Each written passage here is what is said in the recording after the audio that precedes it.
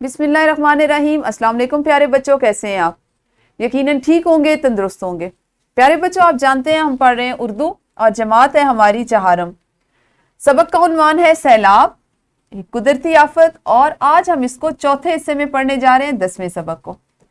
देख लेते हैं आज ऐसे कौन से आसलाते ताल्लुम है जिस पे हम काम करेंगे। तो आज आप सीखेंगे रोजमर्रा जिंदगी में बिजली, पानी, गैस के बिलों के मंदरजात पढ़ सकें, यानी उसमें जो चीज़ें दर्ज होती हैं, जो तफासील होती हैं, उनको पढ़ना सीखेंगे और समझना सीखेंगे। इबारत पढ़कर उसके ख़ास ख़ास निकात तहरीर कर सकें। रोज़ाना की तरह सबसे पहले देखेंगे इस्लामी नुक्ता नज़र को और अल्लाह ताला से उसका फजल मांगते रहो। सूरत उन्निसा आयत नंबर 32, वस्अलुल्लाह मिन फजले, और अल्लाह ताला से उसका फजल मांगते रहो। बेशक हमें हर वक्त अल्लाह ताला से उसकी रहमत, उसका फजल मांगते रहना चाहिए, क्योंकि जब तक हमारे पे अल्लाह का, हमारे साथ अल्लाह का साथ होगा, करम होगा, अल्लाह का एहसान होगा, तो हमारी चीज़ें आसान होती रहेंगी। और ये तब होगा जिस वक्त हम अल्लाह से बार बार मांगेंगे। बेशक अल्लाह ताला ने बगैर मांगे भी हमें अता करना है, लेकिन मांगेंगे, हम उसका फजल मांगेंगे तो हमारी चीज़ों में मज़ीद बेहतरी आएगी। दोहराई कीजिए जल्दी से। हर रोज़ स्कूल आना, नई महारतें सीखना और अपने दोस्तों से मिलना। आपको कैसा लगता है? कई नई चीज़ें। आप स्कूल आते हैं, कभी आप कोई पहेलियाँ सीखते हैं, कभी आप मजमून लिखना सीखते हैं, कभी आप अपने तासुरात को अपने अल्फाज में लिखना, कभी कुछ बनाना, उसमें रंग भरना, दोस्तों से मिलना, उनसे बातें करना। ये तमाम चीज़ें जो आप स्कूल में आके सीखते हैं और करते हैं, ये आपको कैसा लगता है? वीडियो को रोक के अपनी मौलिमा को बताइए। जी यकीनन आपने दोहराई कर ली होगी। आप जानते हैं सैलाब किसे कहते हैं? आप में से कौन कौन सा बच्चा जानता है कि सैलाब किसे कहते हैं? शाबाश। जिस वक्त बहुत ज़्यादा बारिशें बरसती हैं और पहाड़ों पर जो बर्फ़ होती है जमी हुई, वो पिघल के दरियाओं में आती है, और दरियाओं की जो जितना उसमें पानी समा सकता है उससे ज़्यादा हो जाता है, तो वो फिर रेलों की सूरत में बहना शुरू हो जाता है। पानी अपना रास्ता खुद बनाता है। फिर जब वो अपने जहाँ पे दरिया में, जिस जगह या नहरों में या जहाँ पे नालों में वो महफूज हो रहा होता है या आ रहा होता है, जब उसकी मिकदार उससे ज़्यादा हो जाती है तो वो रेले की सूरत में बहना शुरू करता है। फिर उसके सामने जो भी चीज़ आती है उसको बहा के लेता जाता है। इसको सैलाब कहते हैं। हमने आज सबक पढ़ना है, यानी सैलाब और उसकी मश्क के मुतल्लिका सवालात को आज हल करना है। सबसे पहले आप मुझे बताइए, मैं आपको बताती चलूँ कि पाकिस्तान की तारीख में 1956, 1976, 1986 और 1992 में बड़े बड़े सैलाब आए। 1992 का सैलाब ऐसा था कि जिसमें बड़ी तादाद में लोग जो हैं वो बेघर हो गए थे। उनके घर, उनके सामान, उनके माल मवेशी, यहाँ तक कि बहुत से लोग खुद भी बह गए थे। मुल्क में एक अजीब सी बेसरो सामानी का सा आलम था। बरसात के मौसम में सैलाब आए, लोग बेघर हो गए, उनके पास चीज़ें, खाना पीना, लिबास, कंबल, रहना सहना सब खत्म हो गया। तो उस वक्त ये एक बहुत बड़ा सैलाब है जिसने बहुत लंबे अरसे तक, जिससे लोग जो हैं खुद को निकालने में और बचने में और अपनी जिंदगियों में वापस आने में उन्हें काफ़ी लंबा वक्त गुजरा। हमने अपने मतन की आज पढ़ाई करनी है। उसके लिए आप ज़रूरी क्या है कि आप अपनी किताबें खोलिए, अपने सामने अपनी मेज़ पर रखिए। मैं मतन की मिसाली बुलंद खानी करूंगी, आपने गौर से सुनना है, ठीक है?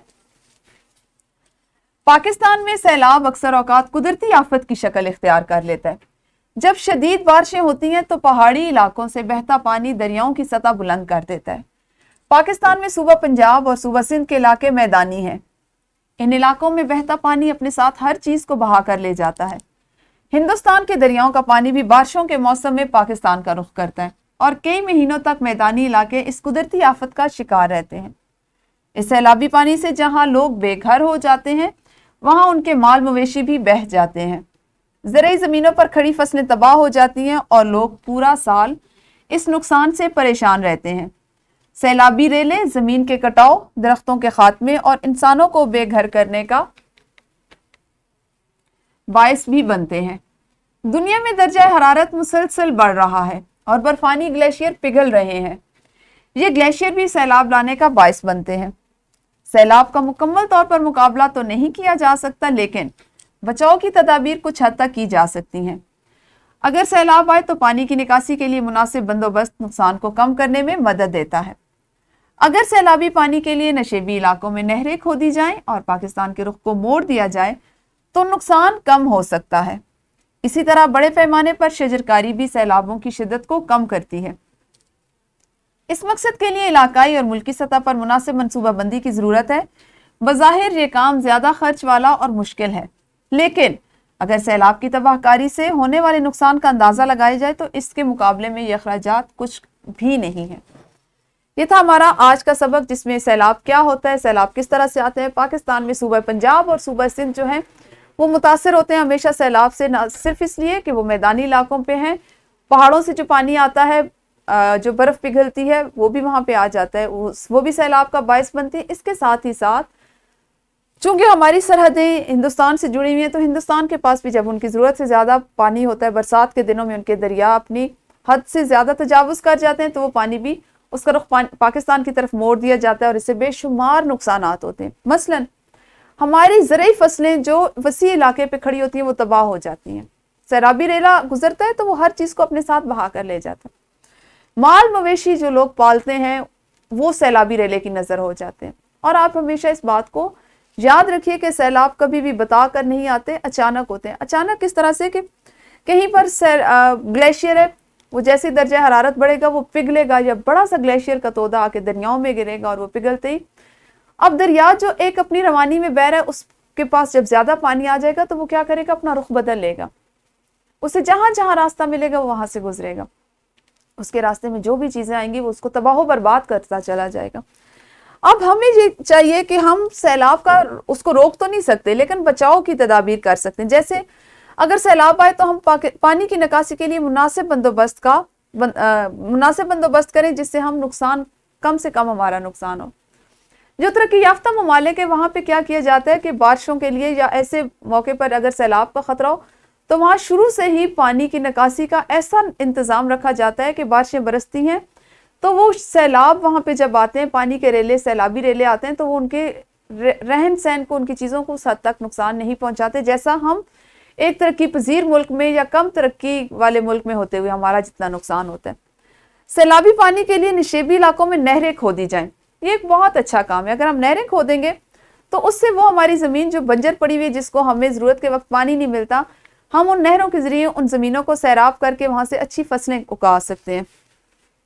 हम पानी के रुख को मोड़ दें तो नुकसान कम हो सकता है। इसी तरह अगर बड़े पैमाने पर शजरकारी की जाए तो भी सैलाब कम किया जाता है। आपको पता है जब हम दरख्त ज़्यादा से ज़्यादा दरख्त उगाएंगे तो दरख्त ज़मीन को मजबूत करते हैं और हमारी आबो हवा को साफ करते हैं। उस इलाके में जहाँ दरख्तों की तादाद ज़्यादा होती है वहाँ गर्मी कम होती है।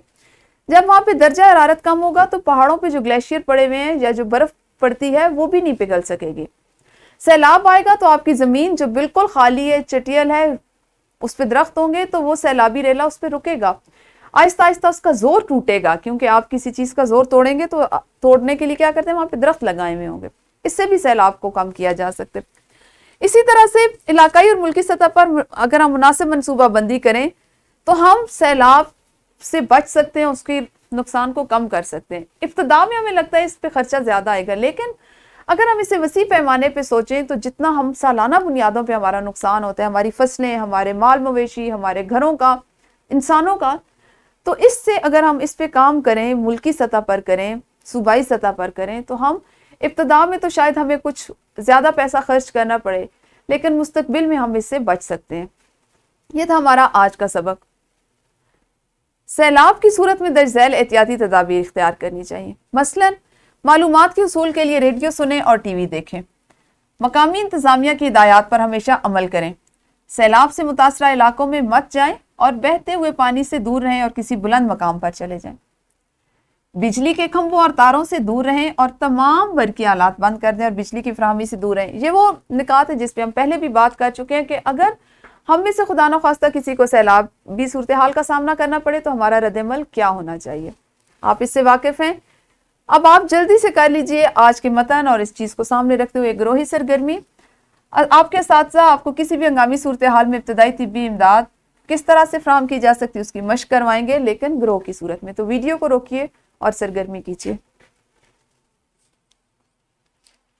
ग्रोही सरगर्मी के बाद मशक है। मशक का सवाल नंबर 1, हर तालिब इल्म से बारी बारी सबक के बाद इसे पढ़वाए जाएं और झैल में दी गए सवालात ज़बानी पूछे जाएं। 2 सवालात आपके आज के सबक का हिस्सा होंगे اور دوسرا سوال جس میں آپ نے درست جواب کا انتخاب کرنا ہے، اس کے چاروں حصے آپ آج کریں گے۔ سوال نمبر 3 خالی جگہ پر کیجئے۔ ہم نے جتنا حصہ آج پڑھا متن کا اس کو آپ نے اس کے مطابق مکمل کرنا ہے۔ اور چوتھا سوال ہے سبق کے تناظر میں درج ذیل سوالات کے مختصر جوابات لکھیے۔ اس کے بعد آپ ایک انفرادی سرگرمی کریں گے۔ سوال نمبر 7 اقتباس پڑھ کر خاص نکات تحریر کریں، کیونکہ آج آپ خاص نکات تحریر کرنا، ان کو اخذ کرنا سیکھ رہے ہیں۔ تو آپ کے پاس ایک اقتباس دیا گیا، اس کو پڑھیں، اس پر غور کریں، آپ کو اس میں سے کون سی چیزیں خاص لگتی ہیں، کون سی باتیں اہم لگتی ہیں، ان کو اپنی کاپی پر درج کر کے اپنی معلمہ کو دکھائیں۔ تو ویڈیو کو روکیے اور سرگرمی کیجیے۔ انفرادی سرگرمی آپ کی مکمل ہو گئی ہوگی۔ دوسری سرگرمی ہے صفائی نصف ایمان ہے کے موضوع پر تقریر تیار کریں۔ یہ سرگرمی ہم کل کر چکے تھے، یقیناً آپ نے تقریر تیار کر لی ہوگی۔ اگر مناسب وقت ہے تو آپ عملاً اس تقریر کو کر کے اپنی معلمہ کو دکھا سکتے ہیں، ٹھیک ہے۔ یہ سرگرمی بھی اگر وقت ہے تو ابھی آپ اس کو جماعت میں کر سکتے ہیں۔ اس کے علاوہ زلزلے کی صورت میں درج ذیل احتیاطی تدابیر اختیار کریں۔ اس سے پہلے ہم نے سیلاب کی پڑھی، زلزلے کی جو احتیاطی تدابیر ہیں وہ بھی ہم دیکھ لیتے ہیں کہ اگر آپ گھر سے باہر ہیں تو بجلی کی تاروں، کھمبوں اور درختوں سے دور رہیں، گھروں اور عمارتوں سے دور کھلے علاقوں کی جانب چلے جائیں۔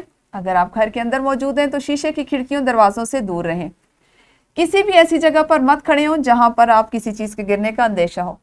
اگر آپ اسکول، کالج یا کسی آفس میں موجود ہیں تو مقامی انتظامیہ کی ہدایات پر عمل کریں، ٹھیک ہے۔ گھر کا کام ہے بجلی اور گیس کے پچھلے 6 ماہ کے بل دیکھ کر بل کا مہینہ، تاریخ اور رقم کی فہرست بنائیں۔ آپ نے چونکہ بلوں کو پڑھنا سیکھنا ہے، ان پہ درج ہدایات کو پڑھنا سیکھنا ہے، تو یہ آپ کا گھر کا کام ہوگا۔ ورک شیٹ ہے، آپ کے لیے کچھ سوالات دیے گئے جن کے جوابات آپ نے لکھنے ہیں اور خالی جگہ کو پر کرنا ہے جو متن سے متعلق ہے، ٹھیک ہے۔ یہ تھا ہمارا آج کا کام۔ کل ہم اپنے اسی سبق کو اگلے حصے میں پڑھیں گے۔ اس وقت تک اپنا خیال رکھیے۔ اللہ حافظ، شکریہ۔